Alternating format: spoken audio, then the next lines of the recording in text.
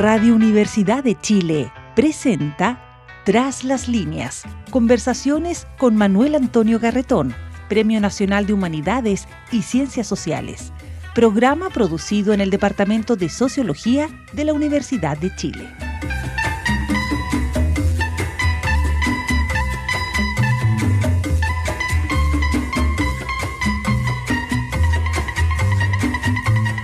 Muy buenas tardes.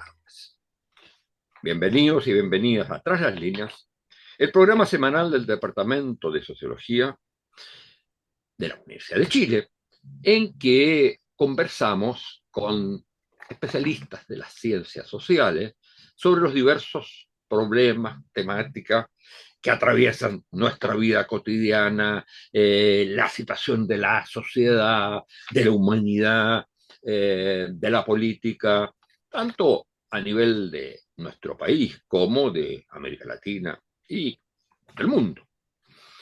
Siempre desde esa perspectiva de las ciencias sociales. Y hoy día vamos a tocar un tema del cual todos lo viven, todos y todas lo viven, pero del cual no se habla mucho sobre eso, sino que se supone que eso existe. Y entonces se participa en eso. Por un lado está, y ese sí que es un tema que tiene una gran discusión y gran cantidad de investigaciones, el tema de lo ocasional y los cambios en el sistema educacional. Pero, y su relación con la sociedad. Uno de los temas que toca nuestra invitada de hoy, el tema, por ejemplo, de la justicia educacional, pero el tema del sistema escolar, la relación entre lo público y lo privado, el papel del Estado, etc.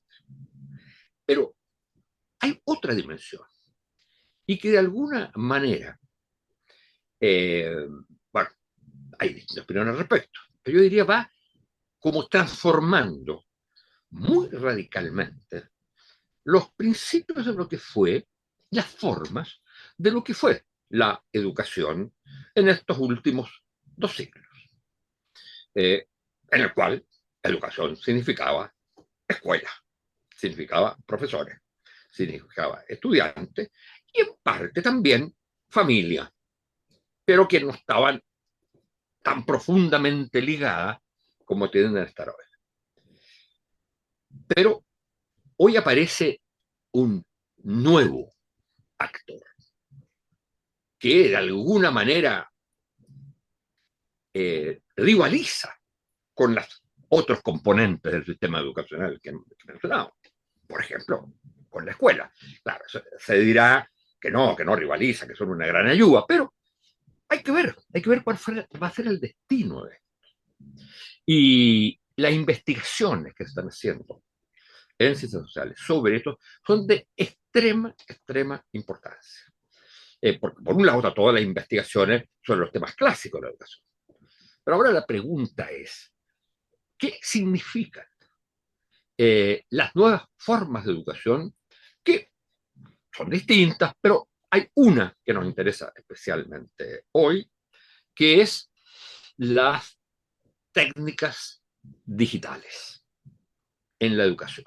Las nuevas tecnologías más que técnicas, digitales en la educación, que de alguna manera tienden a reemplazar los roles clásicos.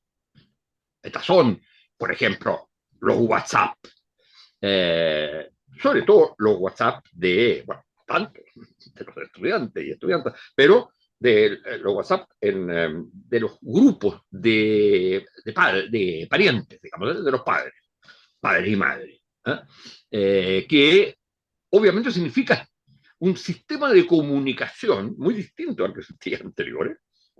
No es necesario moverse de la casa para ir a reuniones, finalmente, de profesores y profesoras. Está también Instagram y de mucha importancia hoy la inteligencia artificial como formas de educación que cumplen algunos de los roles que normalmente antes cumplían solamente los profesores o los padres o los estudiantes, en el espacio que se llamaba escuela. Estas trascienden esos espacios. Ahora, esto presenta problemas, presenta probablemente ventajas, pero significa que estos problemas se están abordando. Y entonces lo que nos preguntamos es si no vamos a ir a algo muy desconocido del sistema educacional en la medida que vayan cada vez multiplicándose, reemplazándose unas a otras estas tecnologías digitales de la educación. Bueno, para esto hemos invitado a una especialista, una de las principales, por joven que sea, especialista de estos temas, habiendo realizado muchas investigaciones al respecto sobre las cuales vamos a conversar. Se trata de la profesora, actualmente profesora desde hace poco en el Departamento de Sociología de la Universidad de Chile, Camila Moyano. Camila Moyano es socióloga, es doctorada en la Universidad de Lausanne, ha sido profesora en la Universidad Católica, en la Finisterra y en la Resultado. Y tiene una enorme cantidad de publicaciones, gracias a su juventud, precisamente sobre estos temas. Y tiene actualmente, participa y ha participado en diversos proyectos de Fondesit, realizando estas investigaciones. Bueno, vamos a hablar con ella de esto. Muchas gracias por estar con nosotros, Camila. Y yo quisiera partir por lo siguiente. Si uno tuviera que hacer un panorama para partir muy general, ¿cuáles son o cuál es el cambio fundamental que ha introducido las nuevas tecnologías de la educación? Tú tienes algunos ejemplos, por ejemplo, básicamente en el tema de entre otras cosas, las reuniones, digamos, o sea, los chats de los apoderados y el rol que ellos juegan. ¿Hasta qué punto estas tecnologías significan un aumento de la vigilancia? La vigilancia a veces puede ser muy positiva, pero otras veces pueden ser muy coercitivas. Bueno, ¿cuáles son, tú crees, los cambios principales para después entrar un poco a desgranar el show? Bueno, muchas gracias, Manuel Antonio, por la invitación. Mira, yo diría que principalmente en todo este ecosistema que tú comentabas sobre los WhatsApp, las distintas redes sociales, la inteligencia artificial, yo creo que lo que hacen es intensificar y acompañar un fenómeno que ya venía, bueno, en Estados Unidos viene desde los 90, que es la intensidad parental.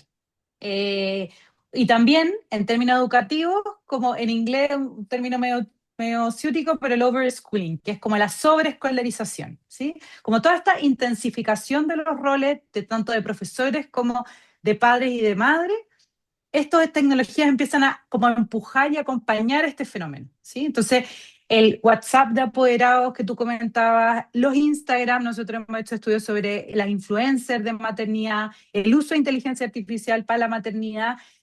Todas esas tecnologías lo que hacen es mediar, ¿sí? Los roles, pero sobre todo acompañar esta intensificación. Y esta intensificación significa entonces que para padres y para madres, y sobre todo para madres, la vida gira en torno a sus hijos, ¿sí? A cuidar de sus hijos, pero a sobrecuidarlos en términos de que todos los recursos económicos, todos los recursos de tiempo están como vinculados y focalizados en torno a los hijos, ¿sí? Entonces esta idea... ¿Es mismo? ¿Es bueno sí. o malo? A mí no me gusta hablar como... Depende.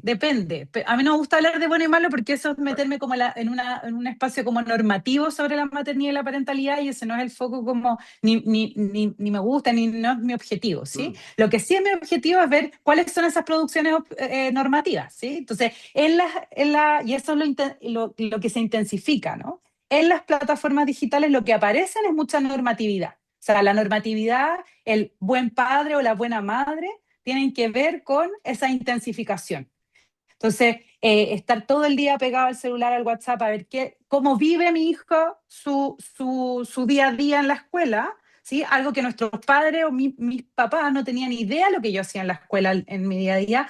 Los papás lo pueden ver porque les llegan las fotos de lo que hace durante el día, si está enfermo o enferma, le llega el WhatsApp inmediatamente. Entonces, hay una vigilancia, es Le llega el cierto, WhatsApp de los niños, pero de los, de los escolares. de los niños ahora va a estar prohibido por la ley de celulares, Ya. ¿sí? Ahora va a estar prohibido, pero llegaban los WhatsApp desde los niños y desde los adolescentes cuando estaba aburrido, y eso hace poco también hablábamos con un director que nos comentaba como ahora el alivio de que no tengan celular en el colegio es que no van a llamar cuando están aburridos para que los vayan a buscar, que son colegios particulares.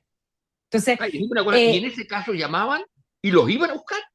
y los iban a buscar y los sacaban porque estaban aburridos, ¿sí? Entonces, esa como, ahora, es importante decir que, no es, que esa vigilancia, ¿sí? Eso, que los padres estén encima de la agenda de los niños y que estén mediante las tecnologías, eh, en la narrativa de los padres, por supuesto que no es vigilancia, es cuidado.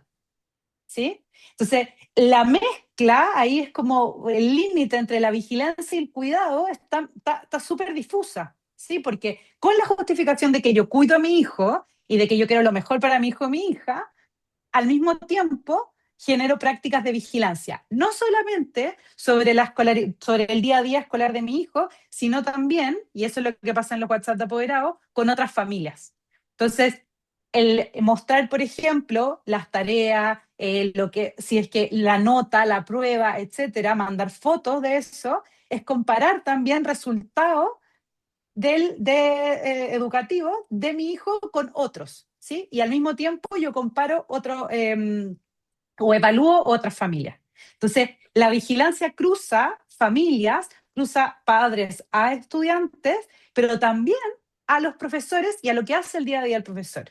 ¿Qué está haciendo el profesor? ¿Es muy aburrido en clases o no? O sea, esa es la práctica de vigilancia que se genera, sobre todo en los WhatsApp de apoderados y en estas plataformas como Papinotas y otras que hemos estudiado, ¿sí? Pero, mira, Eh, pero sí. déjeme, para tratar de entender bien, porque encuentro que es un tema muy, muy fundamental. Eh, Primero, tú señalaste rápidamente eh, que esto es distinto para hombres y mujeres, para padres Sí. y madres. Y ya. Pero eso quiere decir, aparece eso como típico que sea así, pero los padres padres, digamos, o sea, Ujú. eh, eso realmente se meten en cosas distintas, padre y madre, siendo que las que más se hacen cargo de esto son las madres. Pero Mm. eh, cuando supongamos, dejemos de lado quién lo hace más, pero la manera de meterse, lo que importa más, eh, es al padre o a la madre. Por ejemplo, el tema de la competencia.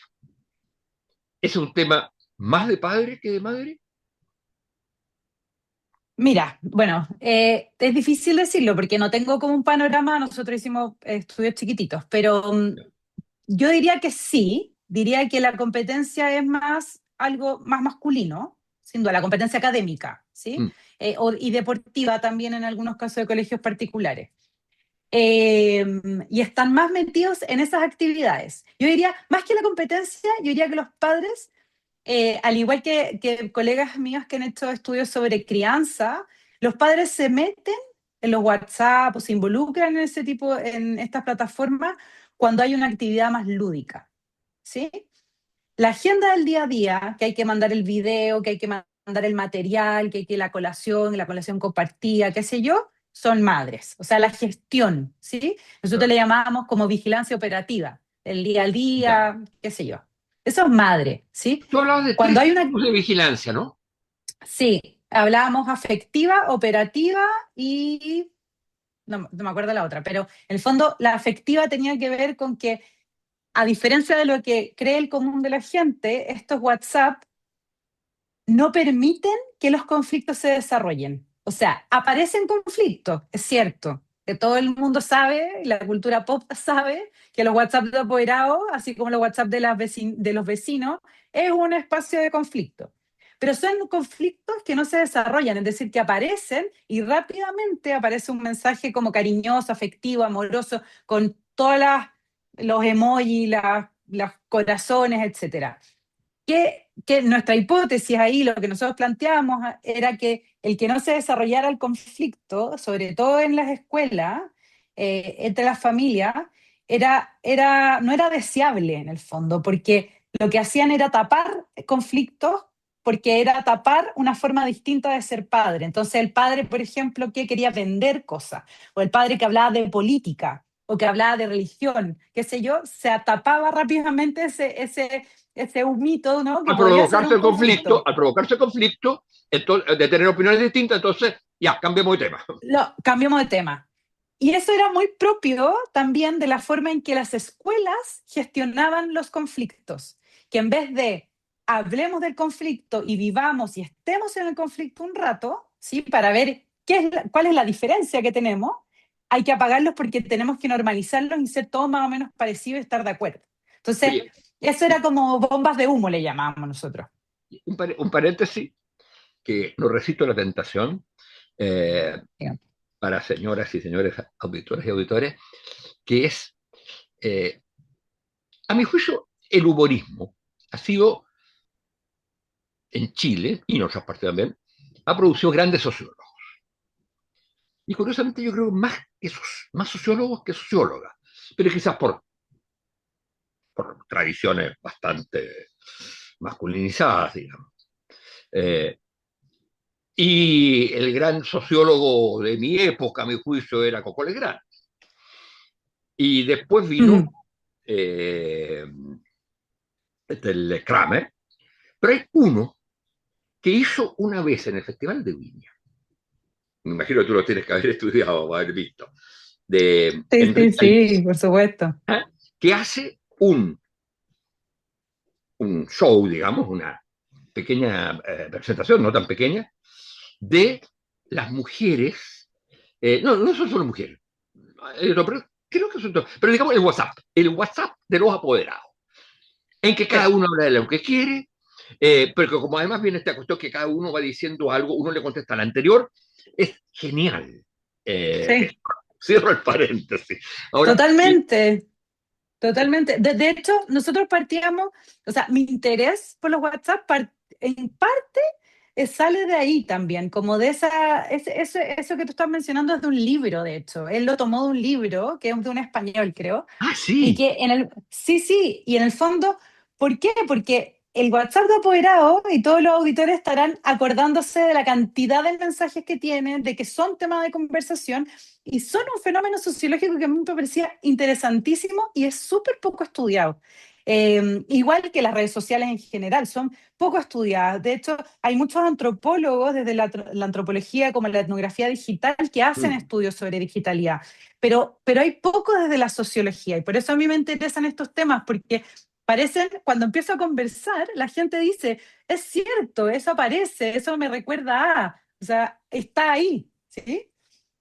y ahora, entonces, bueno, hay esta diferencia entre hombres y mujeres, padre y madre. El otro tema de diferencia que te quería plantear más en general es, hay una diferencia o diferencias en el aprovechamiento, en el uso, en la importancia que le dan, en el acceso que tienen, Mm. según, digamos, niveles de ingreso o, si tú quieres, clases, para usar el término antiguo, clásico, ¿no es cierto? O sea, sectores más populares, clases medias. sectores altos, que además están diferenciados por la estructura del colegio, porque normalmente esos son determinados colegios pagados. Pero hay, Sí. o entre los tipos de educación, entre la educación pagada, la educación, digamos, subvencionada y la, las escuelas públicas, digamos. ¿Hay alguna diferencia en cómo se maneja esto? Digamos, Mm. las tecnologías digitales. Sí, hay diferencia, pero la gracia que tiene Chile también para hacer este tipo de estudios es que nosotros utilizamos, bueno, el Internet en Chile, Internet móvil en particular, es muy barato en comparación a otros países. Entonces, no es, o sea, no es que solamente las clases sociales altas utilicen el WhatsApp, utilicen estas plataformas, todo Chile la utiliza y en todo tipo de escuelas. Ahora, la forma de utilizarla sí es un poco distinta, sobre todo en los WhatsApp y también en las redes sociales, por dos motivos. La primera es que en términos del WhatsApp, eh, las clases sociales más populares son, uno, son las madres las que están, ahí sí que desaparecen un poco los padres, las madres están mucho más atentas y también hay menos, a diferencia de no sé, nuestras hipótesis que iba a ser más o menos para todos los colegios, hay menos etiquetas para las madres, ¿sí? Etiquetas negativas. Por ejemplo, la madre que escribe mucho en el WhatsApp en un colegio particular o que está muy atenta, nosotros hicimos esto además en pandemia, entonces la que hablaba mucho de se contagiaron, no se contagiaron, etcétera, en las escuelas privadas, las escuelas de clase alta, eran rápidamente etiquetadas como las neuróticas, las ansiosas, las alarmistas, etcétera. En cambio, en las escuelas más populares, no tanto, ¿sí? Eran madres que estaban ahí, que estaban presentes y que en el fondo estaban participando y querían, no sé, informarse. Esa es una distinción. Otra distinción que hemos visto hace poco y que yo he visto como en los pequeños estudios que hemos hecho en el último tiempo, es que también hay una competencia distinta en los WhatsApp de apoderados de clase alta, sobre todo de las madres. En las clases populares están las madres presentes, ¿sí? En los WhatsApp, y en las clases altas están presentes, pero hay una cierta competencia por quién es la madre más ocupada también, para mostrar que es una madre trabajadora, o sea, que no se centraliza, a pesar de que hay maternidad intensiva, mi vida igual no gira en torno a mi hijo, entonces como, disculpa, soy súper volada, o no sé, o no tengo tiempo, es que salí súper tarde de la pega, como intentar mostrar también que mi rol de madre no es el único rol que tengo.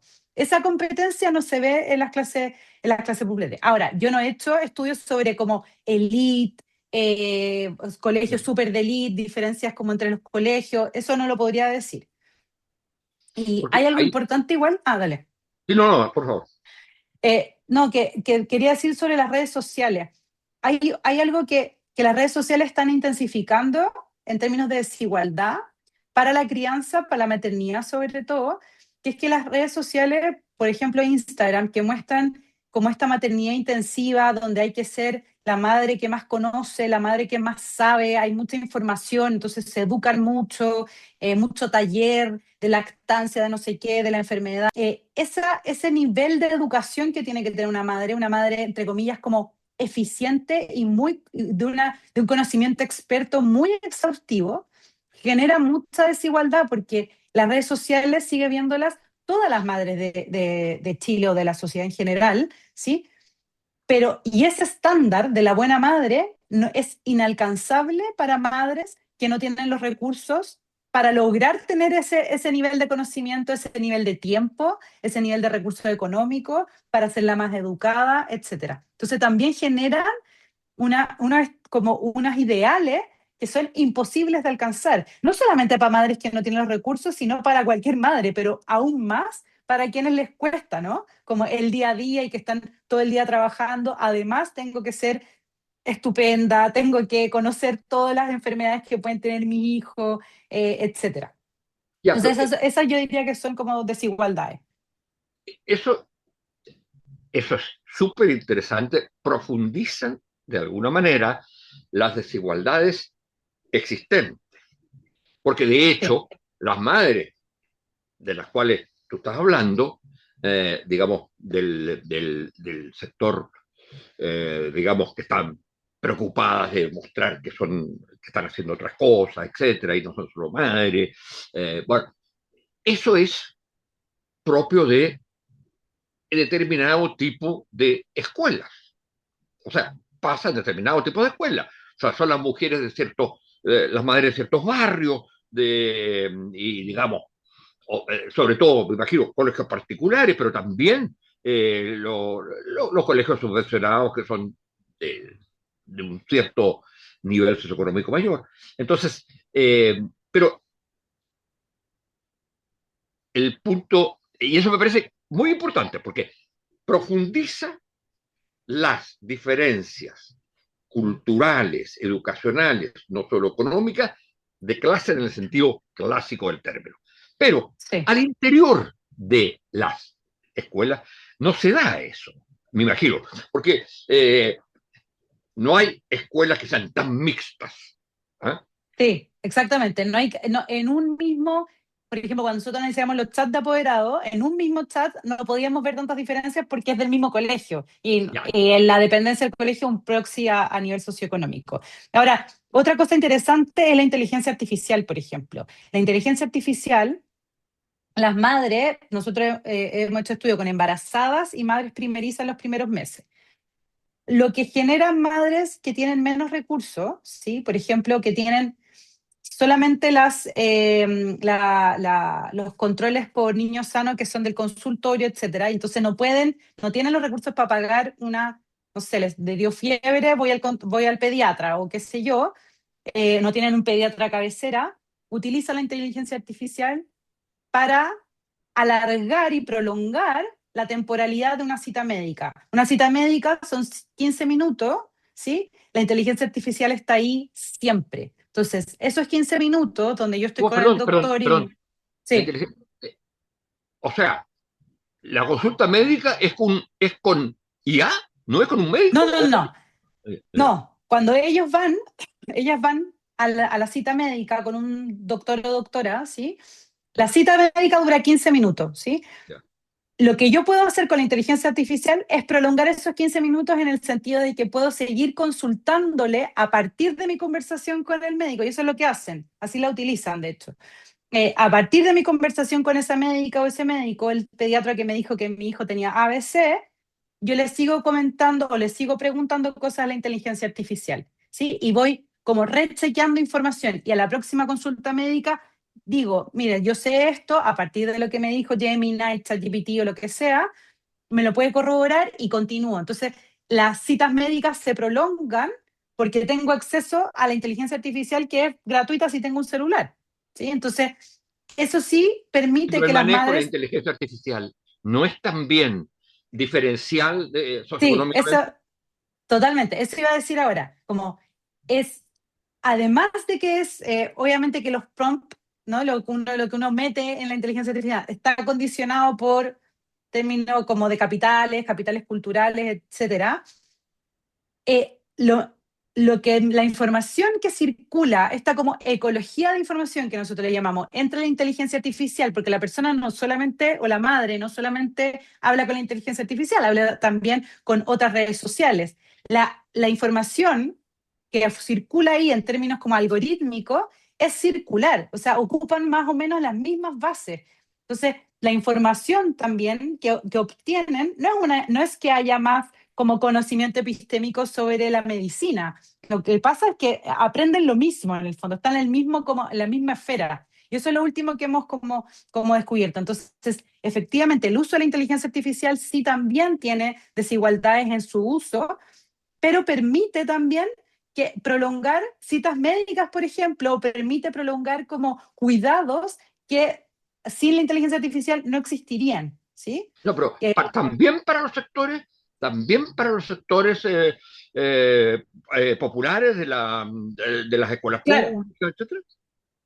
Exactamente, pues, porque Ya. ellas también lo utilizan. O sea, nosotros también tenemos mujeres de regiones incluso, y de sectores populares, de sectores más acomodados, etcétera. Todas lo utilizan de la misma forma pero la utilización va como con el tiempo desgastándose también porque ellas empiezan a crear conocimientos sobre la inteligencia artificial y sobre lo que me está respondiendo cosas que yo quiero escuchar, ya no me sirve tanto. ¿Sí? Hay una práctica, esto es más de sector más acomodado, pero hay una práctica que nos llamó mucho la atención que era pelar al marido. ¿Qué significa eso? Que la madre, la madre se instalaba cuando ya estaba hasta acá a las 4 de la mañana, se instalaba con ChatGPT o con el celular a decirle por qué este gallo que tengo al lado no sé cómo decirle que me ayude, que esté, que no sé qué.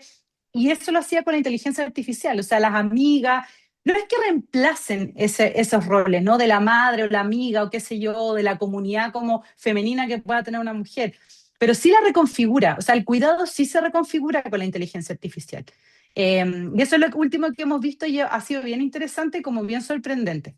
Y eso sobre todo para las mujeres, Sí, sí, sí. Nosotros más que solamente para hemos los hombres. hecho estudios, es que nosotros no hemos hecho estudio con hombres, solamente lo hicimos con madres como primerizas y embarazadas. Pero sí, ha sido bien interesante ver cómo media, como el cuidado y como también está, porque lo que hay ahí, o sea, la inteligencia artificial, como, no sé si tú la utilizas, pero tú sabes que tú la alimentas. Entonces, la inteligencia artificial no es que sea un otro que está cuidando, sino que es la misma madre que alimenta con su propia información esa inteligencia artificial. Entonces, uno no puede saber si es que, obviamente que hay una inteligencia artificial que tiene mucho, o sea, que se alimenta de muchas cosas, ¿no? Para poder generar la respuesta, pero también la genera de acuerdo a lo que yo soy y a lo que yo le digo que quiero que me diga. Entonces, la inteligencia artificial por sí misma no es como un ente separado, como otra madre, por ejemplo, u otra amiga que te pueda decir, o mi pareja, sino que es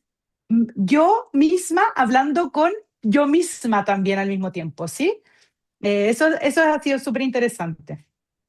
Oye, tenemos que terminar, pero tengo un par de cuestiones que me interesaba.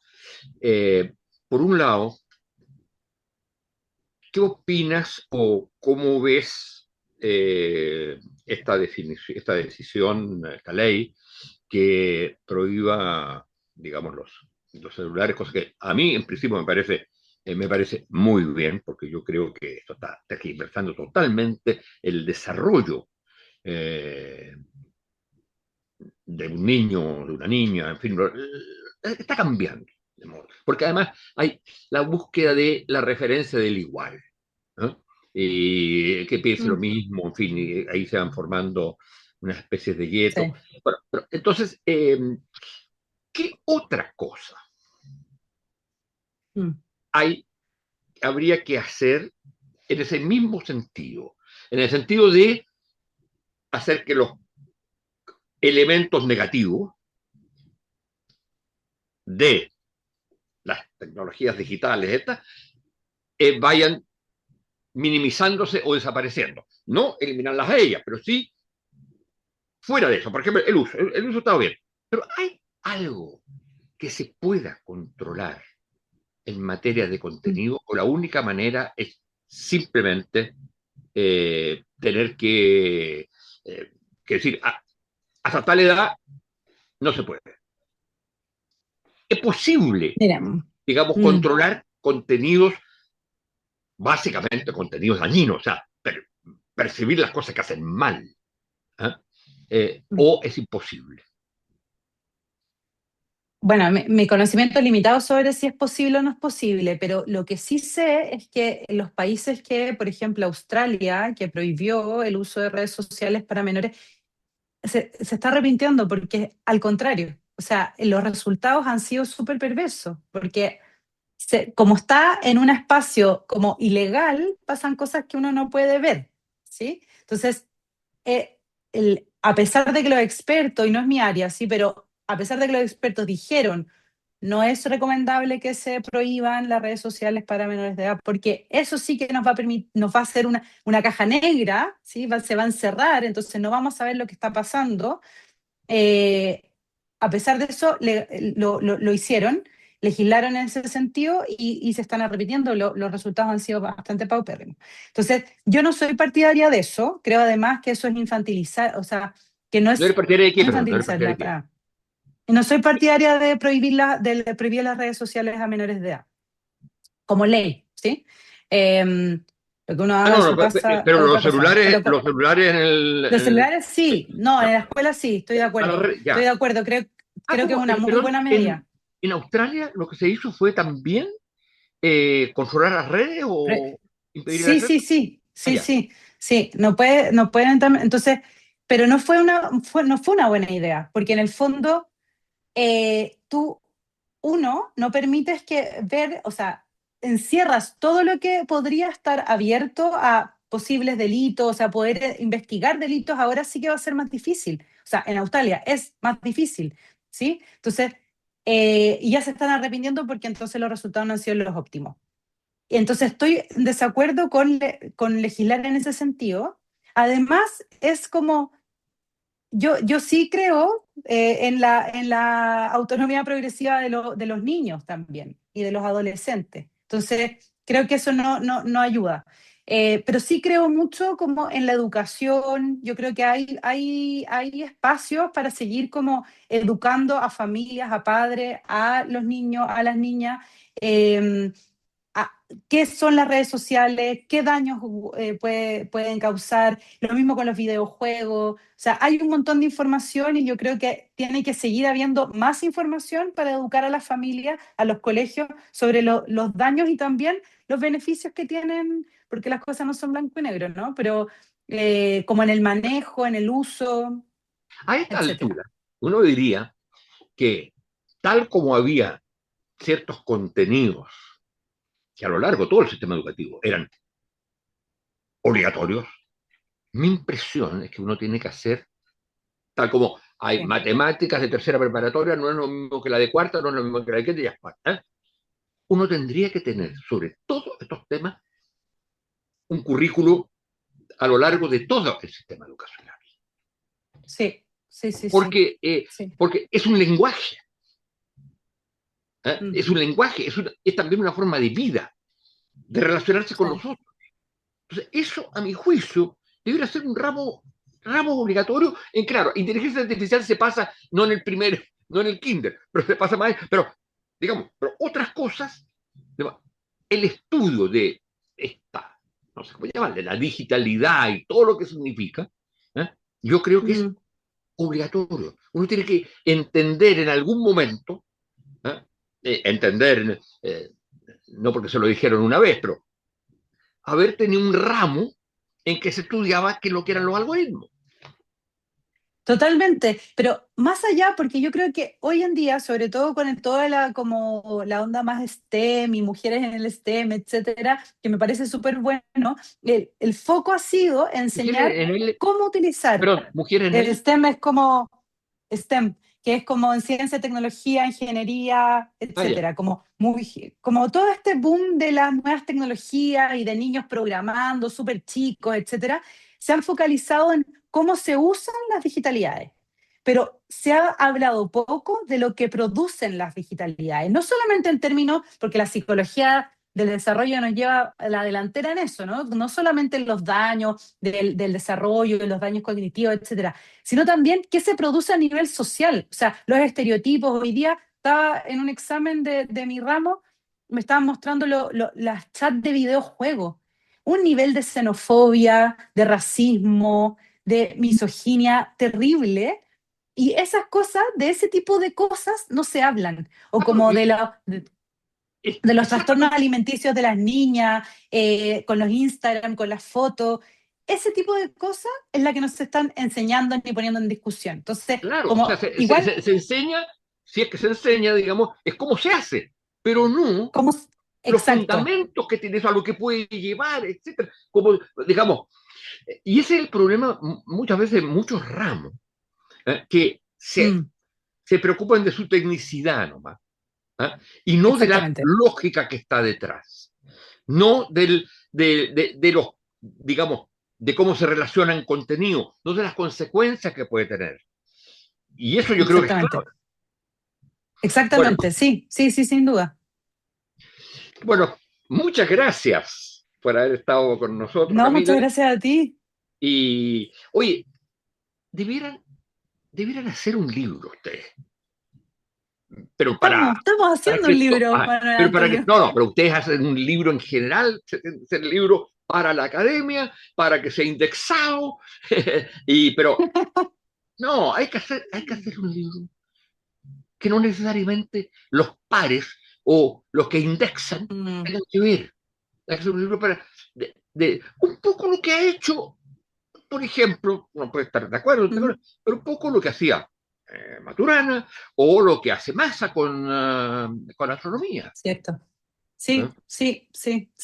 Con nosotros, bueno, estamos escribiendo el libro con el Raimundo Frey, mi colega de la Portales. Quizás podríamos hacer así como un sublibro que salga como para más para Claro. difusión y para audiencia.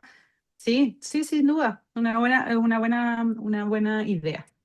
Bueno, muchas gracias. Y muchas gracias a ustedes, Gracias a señoras y ti. señores auditoras y auditores.